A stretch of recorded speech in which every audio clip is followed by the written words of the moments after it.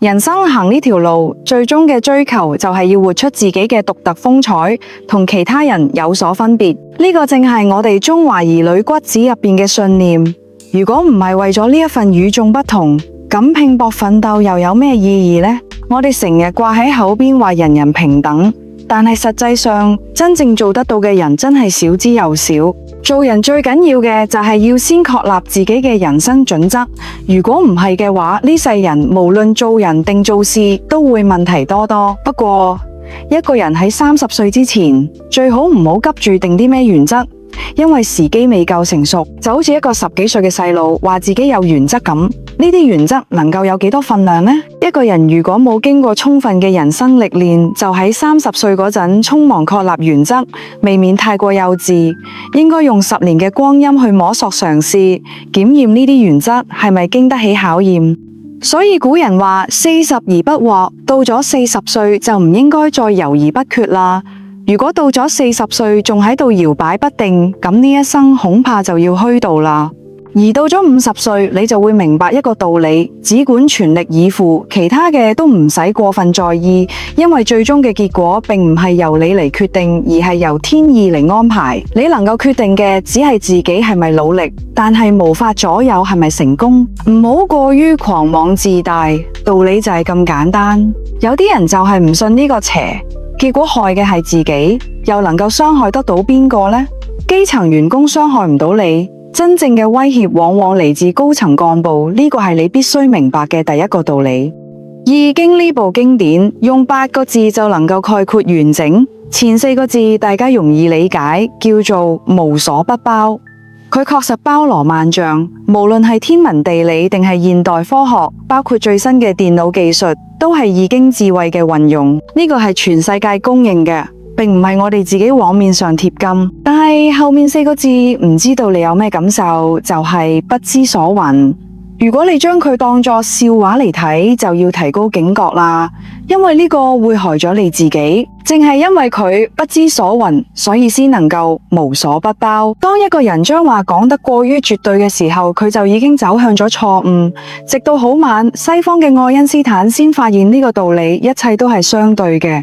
但係無論點講都可能有偏差，所以當一啲年輕人中意將話講得清清楚楚、明明白白嘅時候，我哋就知道呢個人一世人都唔會有太大嘅出息。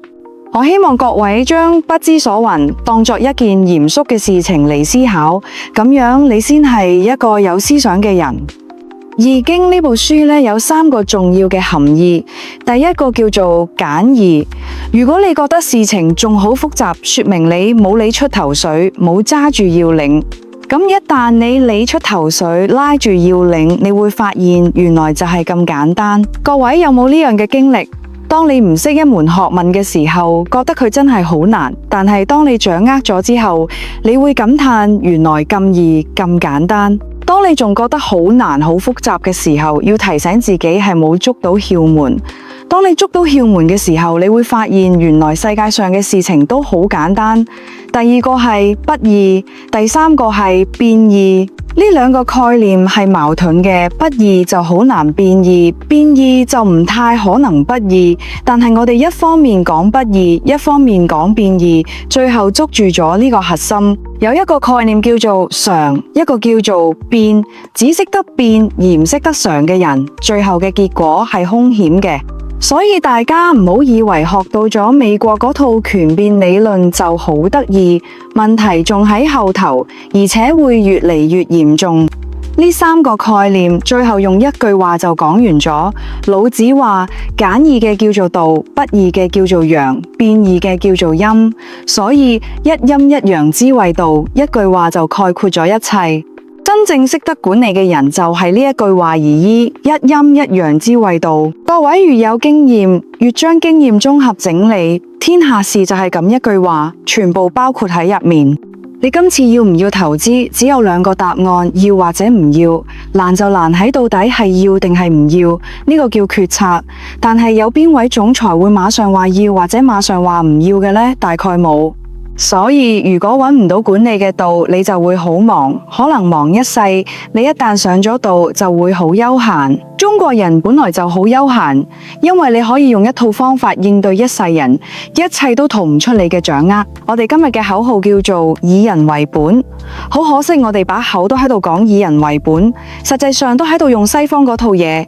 你慢慢諗下，我哋嘅人本來係好安定㗎，而家越嚟越唔安啦。凡係用數字嘅嘢，都係少女藏刀嘅，都係貌合神離嘅。我哋今日一切講數據，一切講績效，要記住數字係反面唔認人，完全冇感情㗎。既然咁樣，我同你有咩感情？所以能夠偷就偷，能夠呃就呃，能夠搶就搶，你怪邊個唔安？今日嘅話叫做與時俱進，都好可惜，我哋張口都喺度講與時俱進，但係捉唔住要點。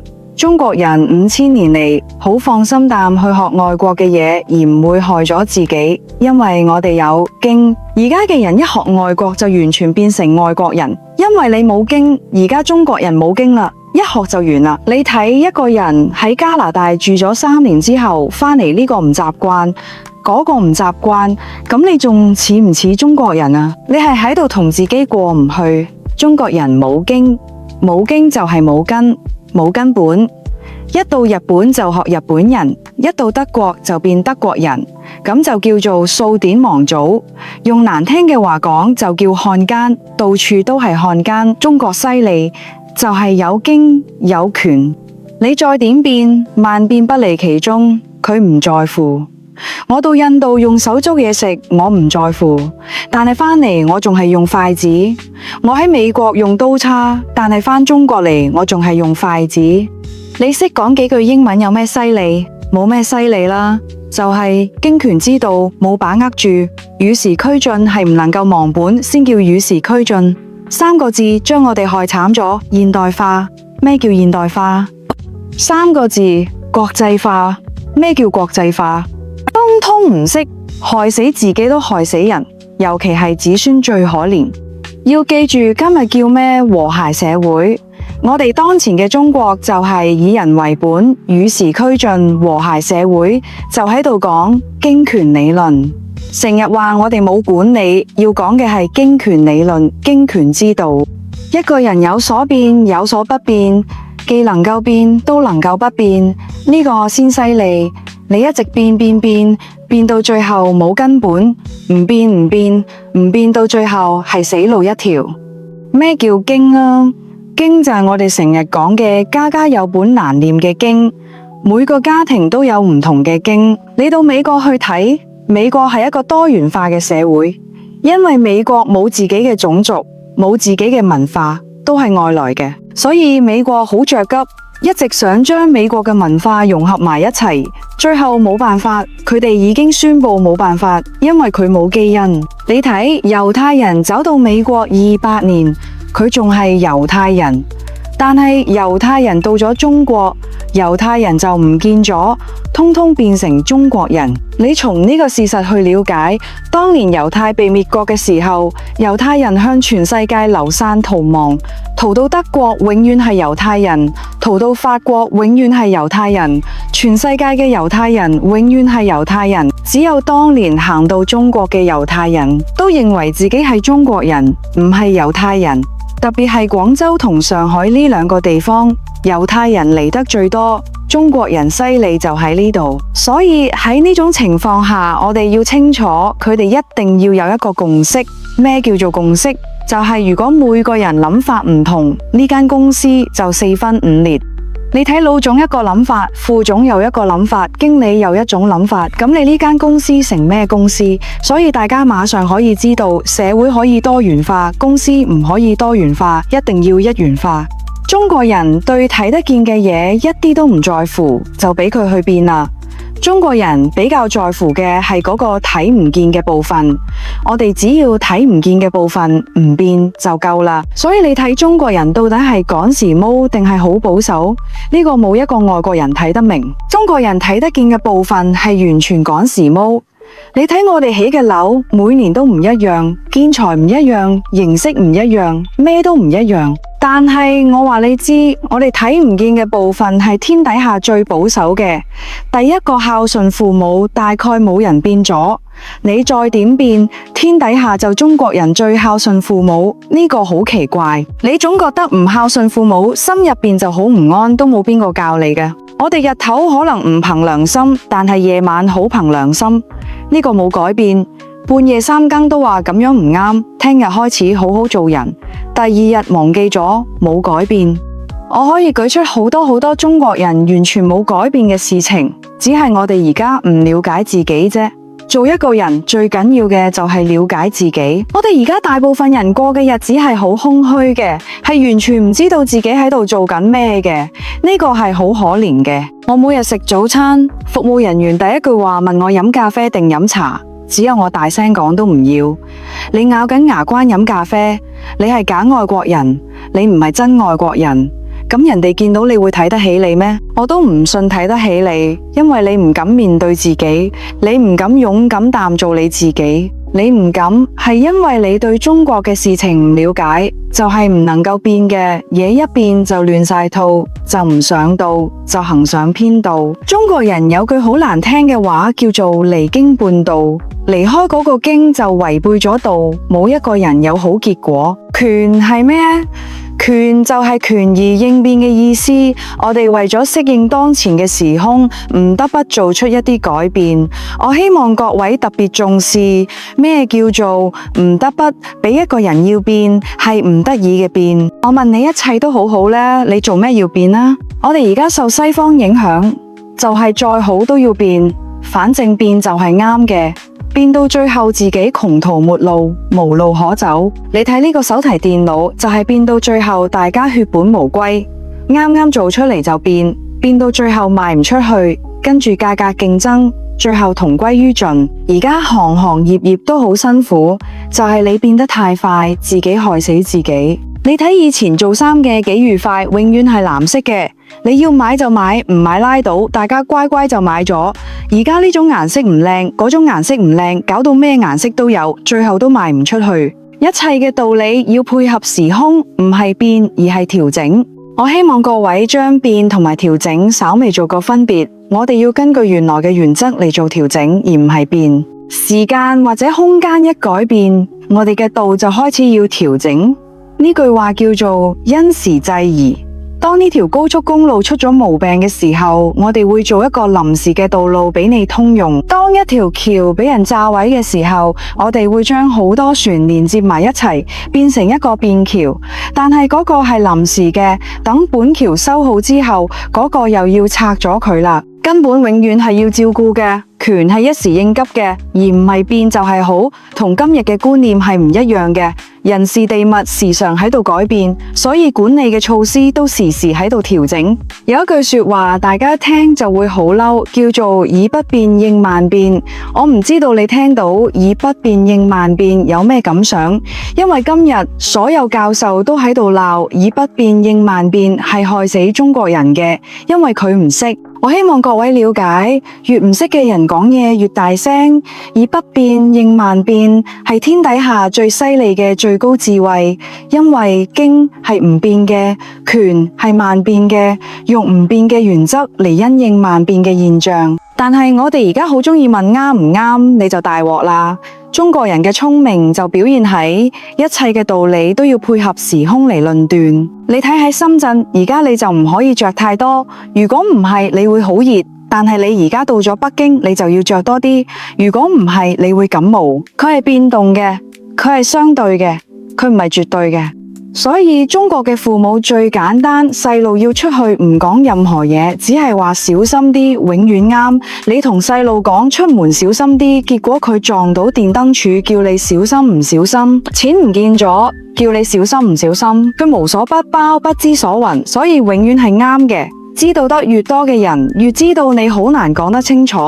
我哋所睇到嘅都唔係真嘅，我哋都喺度自己呃自己。一個人先將自己嘅原則定好，如果唔係嘅話呢，世人做人做事都好有問題。一個人唔夠30歲，你唔好有原則，因為太早啦。好似一個10幾歲嘅人就話我有原則，咁你呢個原則係咩原則呢？一個人冇摸索，到30歲你嚟定原則太早啦，太幼稚啦，俾你10年嘅時間去嘗試，睇下呢啲原則有冇差錯。所以40而不惑，到40歲你就唔好再懷疑啦。如果到40仲喺度搖擺不定，咁你一世人快完啦。但係50歲嘅時候，你就知道只要努力，其他唔使理，因為結果唔係你喺度決定，結果係老天喺度決定。你只能夠決定你要唔要努力，你無法決定你會唔會成功。唔好太狂妄，就係咁簡單。基層嘅員工害唔到你，高層嘅幹部係你潛在嘅敵人。呢個係第一個你要了解嘅事情，但係你永遠冇可靠嘅幹部，你點做事你就冇辦法做事。你冇可靠嘅幹部，你一世人做唔到大事。但係你一旦有咗可靠嘅幹部，你就要提心吊膽。當一個將軍俾皇帝任命為征西大將軍，俾佢30萬兵馬嘅時候，佢係好威風嘅，因為皇帝好賞識佢，好信佢。但係當你將兵馬一帶出去嘅時候，皇帝就開始懷疑你，派人打聽你嘅消息，全面監視你。點解？因為你隨時可能將兵馬調轉頭嚟，皇帝就完啦。中國人要管都係死路一條，唔管都係死路一條。咁我做咩要行死路呢？我行生路通通俾我知道，但係我咩都唔管，我做好主管。呢個同西方嘅原則係唔一樣嘅。我要全面了解我嘅員工，但係我唔會俾我嘅員工了解我。呢個同西方都唔一樣。西方一係彼此了解，你喺中國社會學美國嗰套，你喺度做緊咩？管理一定要按照規範而行事，因為管理要有個依據，而呢個依據就係共同嘅認識。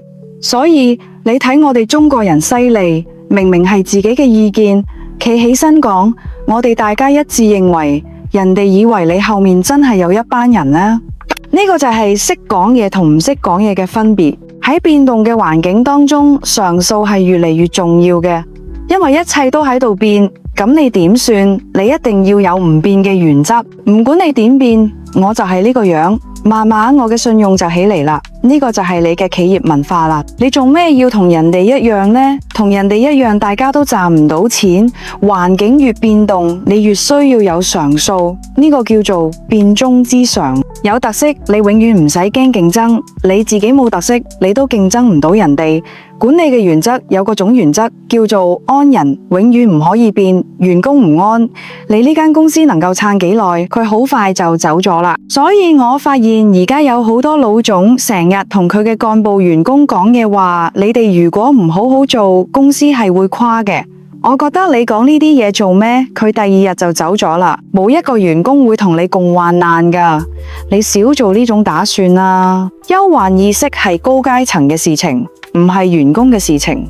員工唔可能同你共患難，佢走得比邊個都快。安人嘅原則係恆久不變噶，所以做一個管理者，時時刻刻要諗，我咁樣決定，我嘅員工安唔安？我咁樣做，我嘅顧客安唔安？我做呢個決定，我嘅股東安唔安？我咁樣做，我嘅鄰居安唔安？如果唔係，你嘅決策都係好危險嘅。從事管理嘅人一定要大家安嘅事情，你先可以做；大家唔安嘅事情，你少做為妙。所以我建議各位從而家開始做任何決定，先諗我咁樣做，我嘅心安唔安？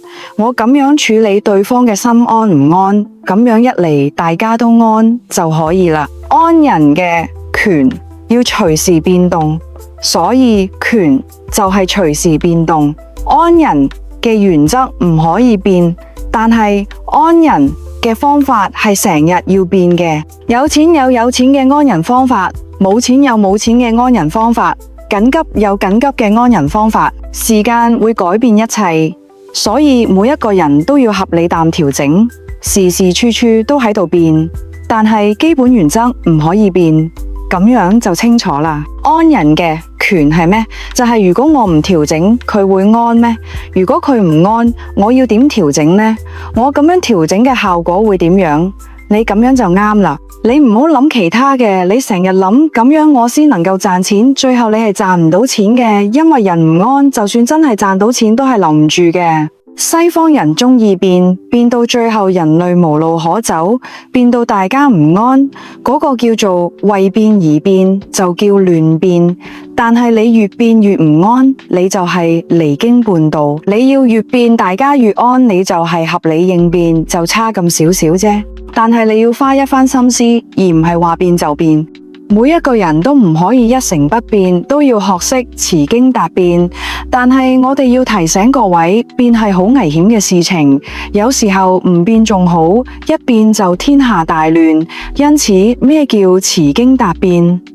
就係有一套方法嚟變，而唔係想變就變。我喺呢度仲特別俾各位了解一件事情。你可以好放心咁同西方人講變，因為西方人係唔太會變嘅。你同西方人喺埋一齊，你叫佢咁樣變嗰樣變，佢就係唔太會變。你叫佢唔好變，佢仲喺度變。而家你居然叫中國人求新求變，我睇你快完蛋啦！呢個係我特別提醒各位嘅。中國人如果叫我規規矩矩，我就好嬲。我規規矩矩就唔會變，人哋變我就鬧佢投機取巧。呢個係根深蒂固嘅觀念。你睇每個人都規規矩矩，跟住你喺入邊變，你會覺得唔好意思。當你話唔好意思嘅時候，你係天底下最得意嘅時候。我冇醜化中國人，我唔似一般人話呢個係弱點，我冇呢樣嘅睇法。人生一世人嘅努力就係要同人哋唔太一樣，呢個係中國人嘅諗法。要唔然你努力做咩？我哋把口都講一視同仁，冇一個做得到嘅。你到美國要到工廠現場去，就算你係老總裁都冇用，你一定要有識別證，佢唔會俾你入去㗎。中國邊個總裁自己帶識別證？都係人哋俾我帶，就係唔可以入去，自己唔帶就入去，唔好呃嚟呃去，呃人有咩用？中國人咩叫做總裁？就係專門破壞規定嘅人就叫總裁。我哋邊度同外國人一樣？要唔然我當總裁做咩？我同大家都一樣，我唔要做啦。我係唔驚講呢種嘢嘅人。我研究30年，我可以話俾各位知，人類永遠有特權，特權只會轉移，唔會消失。唔管你咩制度，只係特權嘅人喺度改變而已。唔好發夢，人類會完全平等。唔好發夢。所以聽我堂嘅人都唔會上呢種當。我係要求合理嘅不平等。我哋唔好發夢平等，因為嗰個係做唔到嘅事情。我哋只要求合理嘅不平等。